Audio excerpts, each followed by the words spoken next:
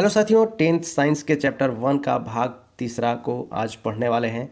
हमने पिछली वीडियो में पढ़ा था कि रासायनिक समीकरण को संतुलित कैसे करते हैं और ये क्यों आवश्यक है। ठीक है, इसको हमने पढ़ लिया था इस टॉपिक को। अगर पहले चैप्टर का पार्ट 1 और पार्ट वीडियो 2 देखना होगा तो आप डिस्क्रिप्शन में लिंक दे दिया गया है, आप वहाँ जा कर के देख सकते हैं। ओके, तो आज का जो टॉपिक है बहुत ही महत्वपूर्ण टॉपिक है और ये टॉपिक ऐसा है जिससे कि प्रश्न बहुत मात्रा में पूछे जाते हैं। तो इसे आप अच्छे से एकदम से समझने का प्रयास करिएगा। कॉपी कलम ले करके बैठिए और आप क्या करते हैं, जब पढ़ाते जाएंगे तो आप नोट्स भी करते जाएंगे, ठीक ना। ये चीज़ ज़रूर आप ध्यान में रखेंगे क्योंकि ये बहुत ही इम्पोर्टेंट टॉपिक है और इसे समझना बहुत ही अति आवश्यक है और एग्ज़ाम में बहुत बार ऐसे प्रश्न जो है इस टॉपिक से आए हुए हैं। ठीक है, तो अगला जो टॉपिक आपका है रासायनिक अभिक्रियाओं के प्रकार, यानी जितने भी रासायनिक अभिक्रियाएं होते हैं उनके प्रकार के बारे में आज हम लोग इस पूरे डिटेल्स में पढ़ने वाले हैं, समझने वाले हैं।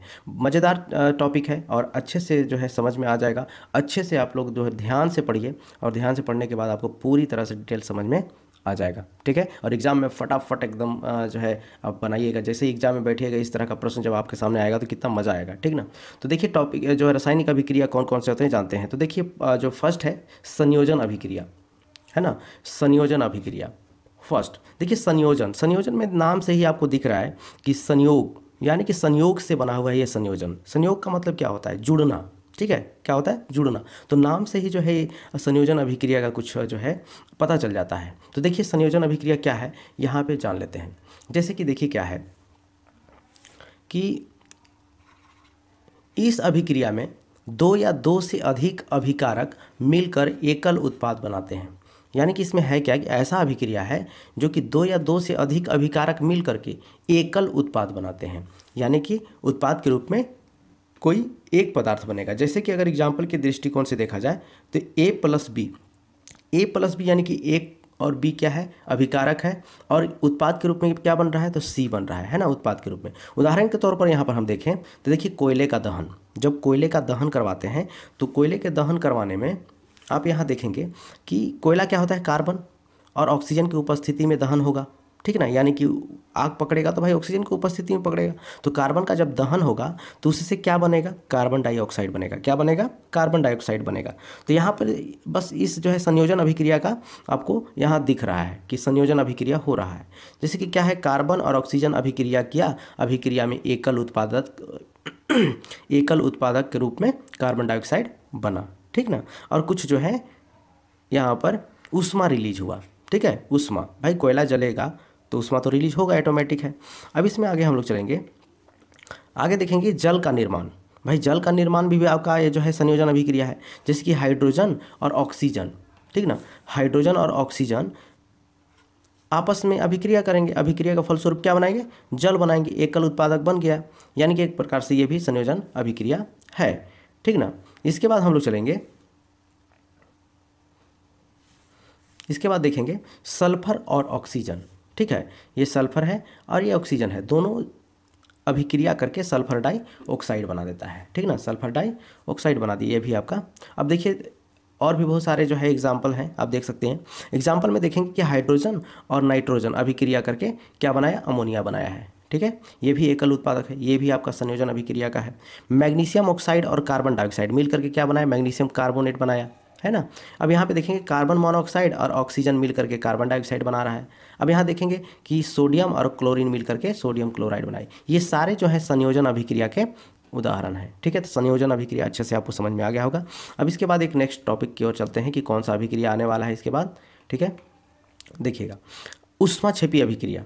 देखिए ऊष्माक्षेपी अभिक्रिया यानी कि यहाँ पे हम लोग समझेंगे कि भाई ये ऊष्माक्षेपी जो अभिक्रिया है, जिन अभिक्रियाओं में उत्पाद के निर्माण के साथ साथ ऊष्मा का उत्सर्जन होता है। यानी कि देखिए ऊष्माक्षेपी मतलब कि अगर कोई अभिक्रिया हो रहा है तो अभिक्रिया में उत्पाद के साथ साथ ऊष्मा भी निकल रहा है, गर्मी भी निकल रहा है। यानी कहने का मतलब है कि एक ऐसा देखिए रिएक्शन है, जैसे कि रिएक्शन में हम एक उदाहरण लेते हैं, एक लेते हैं चूना, है ना, CaO, कैल्शियम ऑक्साइड। अब इसको क्या करते हैं कि जल में डाल देते हैं। कैल्शियम ऑक्साइड को जब जल में डालिएगा तो क्या बनेगा? कैल्शियम हाइड्रोक्साइड बनाएगा। क्या बनाएगा? Calcium hydroxide. तो आप लोग जब घर पे जो है कैल्शियम ऑक्साइड को जल में डालेंगे तो डालने के बाद क्या होता है, कुछ जो है हीट एनर्जी जो है उसमें से बाहर निकलता है। आप उस जार को छू के देखिएगा तो वो जो है आपका गर्म यानी कि गर्म होगा, यानी गर्मी महसूस होगा, यानी उसमें से ऊष्मा बाहर निकल रहा है। और इस तरह के जो अभिक्रियाएं होती है उसको ऊष्माक्षेपी अभिक्रिया कहते हैं। चलिए कुछ उदाहरण के साथ यहाँ पे चलते हैं, है ना। उदाहरण जो है आपका देखिए, प्राकृतिक गैस का दहन।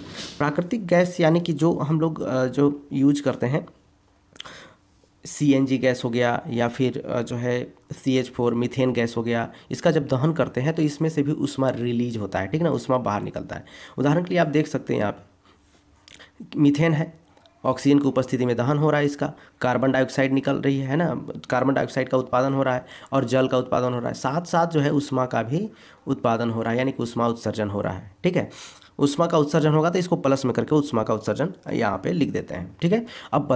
अब जो है आपको समझ में आ गया होगा कि भाई ऐसा अभिक्रिया है जिससे ऊष्मा उत्सर्जन हो रहा है, और जिस अभिक्रिया में ऊष्मा उत्सर्जन होता है उसको ऊष्माक्षेपी अभिक्रिया कहते हैं। सीधी सी बात है कि नहीं। अब आगे चलते हैं।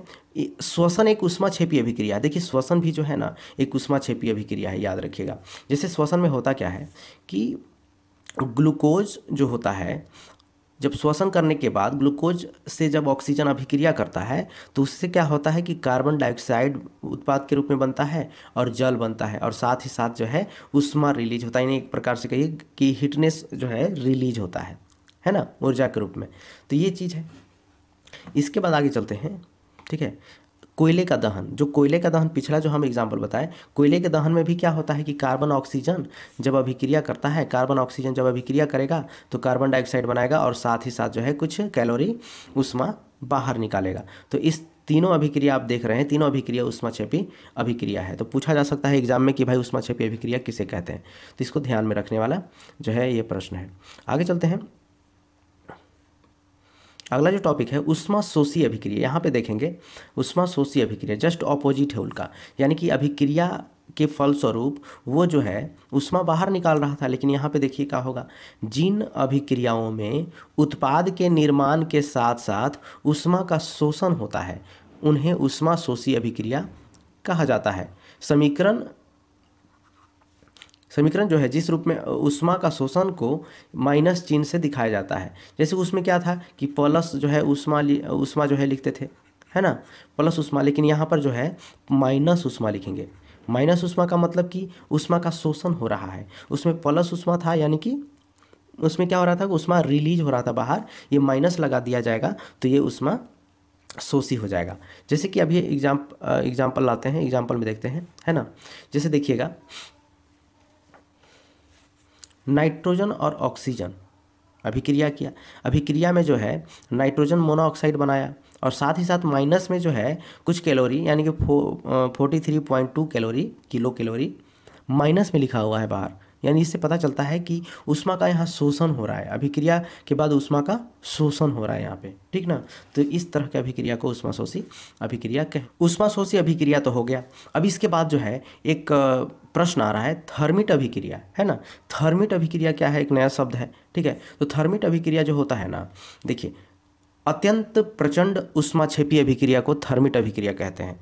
इसमें उत्सर्जित ऊष्मा की मात्रा अत्यधिक होती है, यानी कि हम लोग यहाँ पे समझेंगे जैसे कि ऐसा ये अभिक्रिया होता है ना जिसमें बहुत ज़्यादा मात्रा में जो है ऊष्मा बाहर निकलता है, बहुत ज़्यादा मात्रा में। तो इस तरह के जो अभिक्रिया होती हैं उसको थर्मिट अभिक्रिया कहते हैं। एक उदाहरण के तौर पर देखेंगे, एल्युमिनियम और आयरन ऑक्साइड का जब यहाँ पे जो है रिएक्शन होता है तो रिएक्शन में एल्युमिनियम ऑक्साइड और आयरन के साथ साथ ऊष्मा, बहुत ज़्यादा मात्रा में ऊष्मा जो है बाहर निकलता है, ठीक है। तो ये जो रिएक्शन का जो है यूज कहाँ पर किया जाता है, तो ये जो आप देखेंगे कि इस अभिक्रिया से उत्पन्न ताप का उपयोग वेल्डिंग कार्यों में किया जाता है, यानी कि वेल्डिंग करने में, ठीक है। यहाँ पर देखिएगा वेल्डिंग करने में, तो वेल्डिंग किसका किया जाता है, तो रेल की पटरियों का जो है वेल्डिंग इससे होता है, ठीक ना। तो ये थर्मिट अभिक्रिया है। अच्छा प्रश्न है, ठीक है। अब इसके बाद जो है आगे चलेंगे। अगला टॉपिक है, अगला प्रश्न देखिएगा कि जिस रासायनिक अभिक्रिया में ताप का शोषण होता है उस अभिक्रिया को क्या कहते हैं। तो भाई सही बात है कि ऊष्मा का शोषण होता है, उसको ऊष्माशोषी अभिक्रिया कहते हैं, सीधी सी बात है। अब देखेंगे अगला प्रश्न है कि किसी पदार्थ X के विलयन का उपयोग सफ़ेदी करने के लिए होता है। मान लीजिए कोई पदार्थ X है और उस विलयन का उपयोग सफ़ेदी करने के लिए किया जाता है, ठीक है। तो भाई वो प्रश्न है कि पदार्थ एक्स का नाम बता दीजिए और सूत्र लिख दीजिए, और पदार्थ एक्स के जल के साथ अभिक्रिया लिख दीजिए। ठीक है। तो देखिए आप लोगों को सबको पता है कि भाई कौन सा ऐसा पदार्थ है जिसका जो है उपयोग सफ़ेदी करने के लिए किया जाता है। सफ़ेदी का मतलब कि मान लीजिए दीवार पे जो रंगते हैं ना, है ना, उसको कहते हैं सफ़ेदी करने के लिए। तो सफ़ेदी करने के लिए देखिए नाम क्या है उसका, तो पहला का जो आंसर हो जाएगा ना, कैल्शियम ऑक्साइड हो जाएगा, यानी कि चूना। क्या होगा? चूना। तो चूना का ही प्रयोग जो है सफ़ेदी करने के लिए किया जाता है। तो पहला का तो आंसर आ गया। दूसरा कह रहा है कि भाई चूना को जल के साथ अभिक्रिया लिखिए, तो ठीक है भाई, तो कैल्शियम ऑक्साइड को जल के साथ अभिक्रिया लिख दे रहे हैं। तो आपको पता है कि जल में जब चूना को डालेंगे तो कैल्शियम हाइड्रोक्साइड बनेगा, है ना, कैल्शियम हाइड्रोक्साइड बनेगा। और इसको जो कहते हैं बुझा हुआ चूना कहते हैं कैल्शियम हाइड्रोक्साइड को। ठीक है। ये आपका सूखा चूना होता है और पानी में डालने के बाद ये बुझा हुआ चूना हो जाता है। तो बुझा हुआ चूना का सूत्र होता है कैल्शियम हाइड्रोक्साइड। ठीक है। तो इसका आंसर ये होगा। ओके। इसके बाद एक और प्रश्न है कि श्वसन कैसी रासायनिक अभिक्रिया है। ठीक ना। देखिए श्वसन जो है आपका ऊष्माक्षेपी अभिक्रिया है। ठीक है। अगला प्रश्न है श्वसन को ऊष्माक्षेपी अभिक्रिया क्यों कहते हैं। भाई सही बात है कि श्वसन को ऊष्माक्षेपी अभिक्रिया क्यों कहते हैं। तो चलिए इसका आंसर जो है समझते हैं। देखिए भोजन में उपस्थित जो कार्बोहाइड्रेट होता है वो टूट कर ग्लूकोज बनता है। ये सही बात है कि भोजन में जो कार्बोहाइड्रेट होता है टूट करके ग्लूकोज में बदल जाता है। ग्लूकोज ऑक्सीजन से अभिक्रिया करता है। देखिए ग्लूकोज जो है ऑक्सीजन से मिलकर हमें ऊर्जा प्रदान करता है। ग्लूकोज ऑक्सीजन से मिलकर हमें ऊर्जा देता है, ये तो बात पता है सबको। ठीक है। अर्थात श्वसन अभिक्रिया में ऊर्जा निकलती है। श्वसन अभिक्रिया में क्या होता है? ऊर्जा निकलती है, अतः श्वसन को ऊष्माक्षेपी अभिक्रिया कहते हैं। भाई श्वसन में ऊर्जा रिलीज होगा, तो भाई ऊर्जा रिलीज का मतलब क्या? ऊष्मा रिलीज हो रहा है, तो यानी ऊष्मा रिलीज जब होता है तो उसको ऊष्माक्षेपी अभिक्रिया कहते हैं। ठीक है। इसके बाद जो प्रश्न है, इसके बाद देख सकते हैं आपका जो है रिएक्शन है ना, ये आपका श्वसन का रिएक्शन है। जैसे कि एक ग्लूकोज है C6H12O6 और इसके साथ जो है ऑक्सीजन के साथ अभिक्रिया किया और कार्बन डाइऑक्साइड बनाया, जल बनाया और साथ ही साथ जो है ऊर्जा रिलीज किया, यानी कि ऊर्जा दिया। ठीक है। तो ऊष्मा या ऊर्जा का ये एनर्जी है ना, हीट एनर्जी होता है ये। तो जब ऊष्मा निकल रहा है तो ऐसी अभिक्रिया को ऊष्माक्षेपी अभिक्रिया कहेंगे। ठीक ना। अब इसके बाद जो है देखिए अगला प्रश्न जो कहता है कि चित्र दे दिया गया है ना, चित्र में जल के साथ कैल्शियम ऑक्साइड की अभिक्रिया को दिखाया गया है। 1 और 2 का नामांकन कीजिए, वोम अभिक्रिया के समीकरण को लिखिए, यह किस प्रकार की अभिक्रिया है। तो भाई इस तरह का प्रश्न आपको बुक में मिलेगा, बुक में से आप जो है इसको अच्छे से पढ़ सकते हैं। ओके। तो आप देखेंगे कि ये जो है ऊपर जो कहा गया है प्रश्न, ठीक ना, उसको यहाँ फिगर पे दिखा दिया गया है और पूछा गया है कि भाई 1 नंबर पे क्या है, ये 1 नंबर पे क्या है और 2 में क्या है। ठीक है। तो यहाँ पे आपको बताना होगा। देखिए 1 पे क्या है, 1 पे आपका देखा जाए तो यहाँ 1 जो है आपका बीकर है। ठीक है। क्या है? बीकर है। ठीक है। और 2 पे क्या है? 2 में जो है आपका कैल्शियम हाइड्रोक्साइड है। क्या है?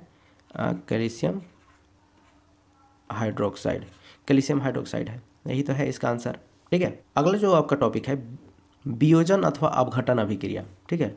यानी वियोजन अथवा अपघटन अभिक्रिया, वियोजन अभिक्रिया को ही अपघटन अभिक्रिया कहते हैं। ठीक है।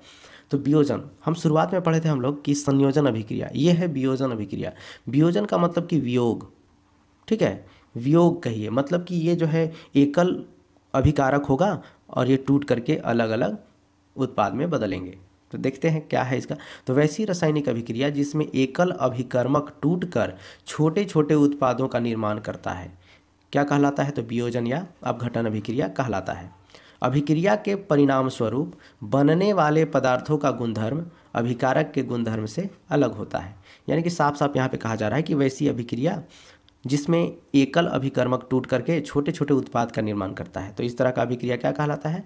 तो वियोजन अभिक्रिया या अपघटन अभिक्रिया कहलाता है। कुछ एग्जाम्पल के साथ देखते हैं।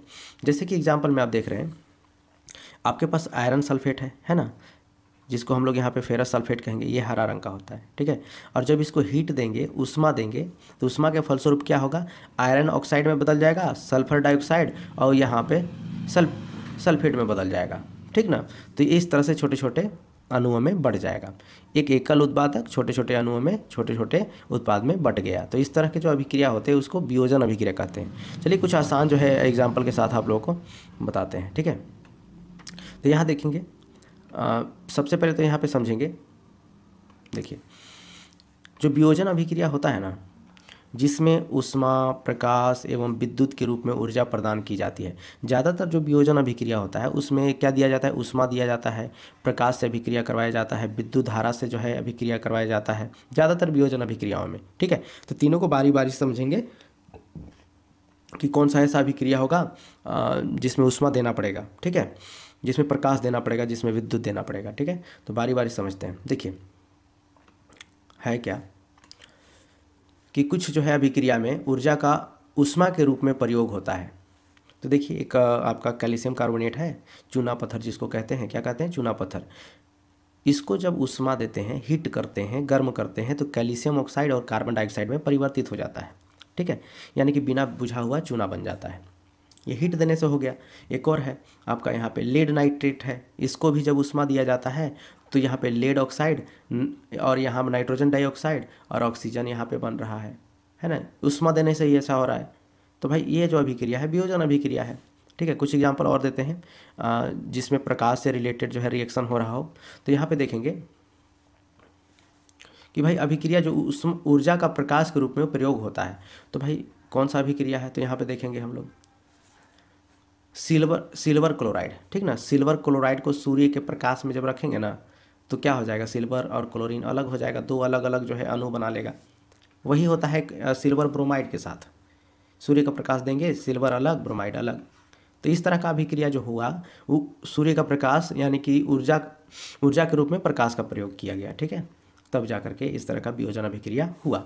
अब इसके बाद जो है अगला, यहाँ भी देख सकते हैं फिगर के माध्यम से भी। तो इस तरह का जो है एग्जाम में पूछता है और हमको लगता है कि इस बार जो है पूछ सकता है ये। ठीक है, देखिए सूर्य खिड़की की तरफ से जो है सूर्य का प्रकाश आ रहा है। इस जो चाइना डिश में रखा हुआ है क्या चीज़, सिल्वर क्लोराइड रखा हुआ है, और सूर्य का प्रकाश जब इस सिल्वर क्लोराइड पर पड़ रहा है तो सिल्वर क्लोराइड से सिल्वर अलग और क्लोरीन अलग हो जा रहा है। ठीक ना, तो इस तरह का जो है आपको फिगर के साथ जो है रिएक्शन लिखने के लिए बोलेगा तो रिएक्शन आप ऐसे लिख सकते हैं, ये वाला। ठीक है, फर्स्ट वाला। इसके बाद जो है आपका अगला, जो विद्युत के रूप में जब ऊर्जा मिलेगा कोई रिएक्शन को, ठीक ना, विद्युत के रूप में, तब जो है किस तरह का रिएक्शन होगा। ठीक है, तो आपको यहाँ पे दिखा जा रहा है कि जल है। ठीक ना, जल में जब विद्युत धारा प्रवाहित किया जाता है तो हाइड्रोजन अलग और ऑक्सीजन अलग हो जाता है। ये भी आपका वियोजन अभिक्रिया है। तो यहाँ पे देखेंगे कुछ जो है आपको इस तरह से जो है बनाया गया है। तो एक जग टाइप का कोई बर्तन है, इसमें इस तरह से इलेक्ट्रोड को लगाया गया है, ग्रेफाइट रड, और एक जो है आपका हाइड्रोजन का, यहाँ पे देखिए ग्रेफाइट रड, दोनों में ग्रेफाइट रड ही लगाया हुआ है ना। अब यहाँ देख सकते हैं कि बैटरी है 6 वोल्ट का, इससे जो है विद्युत धारा दिया जा रहा है, जिससे कि हो क्या रहा है कि विद्युत धारा देने के बाद हाइड्रोजन जो है अलग हो रहा है और ऑक्सीजन अलग हो रहा है। ठीक ना, तो इस तरह से स्टेटमेंट आपको बुक में भी देखने को मिलेगा। ठीक है, इस तरह का अभिक्रिया को जो है आप घटन अभिक्रिया भी कहते हैं। ठीक है, जिसमें हो क्या रहा है कि विद्युत धारा देने के बाद जल से हाइड्रोजन अलग और ऑक्सीजन अलग हो जा रहा है। आप देख लीजिएगा कि ये क्या है। तो भाई इसमें आप देखेंगे यहाँ पर ग्रेफाइट का जो रड है उसमें ऑक्सीजन रिलीज हो रहा है, और इसमें आप देखेंगे सेकेंड वाला में हाइड्रोजन रिलीज हो रहा है। ये जो है आपका इलेक्ट्रोड है, क्या है, इलेक्ट्रोड, जो तो कि 2 प्रकार का होता है, एक एनोड होता है, एक कैथोड होता है। तो भाई एनोड में जो है ऑक्सीजन रिलीज हो रहा है और कैथोड में हाइड्रोजन रिलीज हो रहा है। तो इस तरह का आप देख सकते हैं बनाया हुआ है स्ट्रक्चर। ओके, इसके बाद आगे चलेंगे। इसके बाद जो अगला जो प्रश्न आपके सामने है, प्रश्न देखेंगे कि भाई जो अभिक्रिया दिया हुआ है उसमें अभिक्रिया के प्रकार की पहचान करिए। तो ठीक है भाई, दो या दो से अधिक जब कोई अभिकारक मिलकर के एकल उत्पाद बनाता है तो वो अभिक्रिया को हम लोग क्या बोलते हैं, संयोजन अभिक्रिया। तो इसका आंसर क्या हो जाएगा, इसका आंसर हो जाएगा संयोजन अभिक्रिया। अगला जो प्रश्न है, शरीर में भोजन का पाचन कैसी अभिक्रिया है। तो शरीर में भोजन का पाचन जो होता है वो आपका वियोजन अभिक्रिया होता है। कौन सा, तो वियोजन अभिक्रिया। ठीक ना, क्योंकि बड़े अणु छोटे छोटे अणुओं में यहाँ पे टूटते हैं शरीर के जो है जब पचता है भोजन। तो अब इसके बाद वियोजन अभिक्रिया को संयोजन अभिक्रिया के विपरीत क्यों माना जाता है, इन अभिक्रियाओं के लिए समीकरण लिखिए। तो सही बात है, यहाँ पे आप ऐसे भी समझ सकते हैं कि वियोजन अभिक्रिया और संयोजन अभिक्रिया एक दूसरे के अपोजिट है, यानी कि उल्टा है। क्योंकि वियोजन अभिक्रिया में क्या होता है, वियोजन अभिक्रिया में होता है कि कोई एकल जो है अभिकारक टूट करके अलग अलग क्या बनाते हैं, उत्पाद बनाते हैं। लेकिन संयोजन अभिक्रिया में क्या होता है कि भाई दो या दो से अधिक अभिकारक मिल करके एकल उत्पाद का निर्माण करते हैं, ठीक ना। तो जस्ट अपोजिट होता है। तो हम आंसर ऐसे ही हम लोग लिख देंगे और कुछ उदाहरण साथ में दे देंगे, ठीक ना, इस तरह से, ठीक है। जल का उदाहरण दे देंगे, ये आपका संयोजन अभिक्रिया हो गया। और जल का ही उल्टा उल्टा जो है रिएक्शन दे देंगे, ये जो है आपका वियोजन अभिक्रिया हो गया, इस तरह से, ठीक है। तो आप देख लेंगे कि इस तरह से जो है दोनों अभिक्रिया है दिया हुआ है। साथियों, आज का वीडियो यहीं समाप्त होता है, ठीक ना। फिर से जो है आपसे कहना चाह रहा हूँ कि भाई वीडियो अगर आपको अच्छा लग रहा है तो ज़रूर आप क्या करिए, चैनल को सब्सक्राइब करिए और लाइक करना ना भूलें, ठीक ना। लाइक करिए। फिर मिलते हैं नेक्स्ट वीडियो में अगले पार्ट के साथ, ठीक ना। अभी इसमें बहुत सारे इंपॉर्टेंट टॉपिक हैं जिसे आप अच्छे से पढ़ेंगे, समझेंगे और अच्छा स्कोर करेंगे, ठीक है। तो मिलते हैं फिर नेक्स्ट वीडियो में, तब तक के लिए टेक केयर, बाय बाय।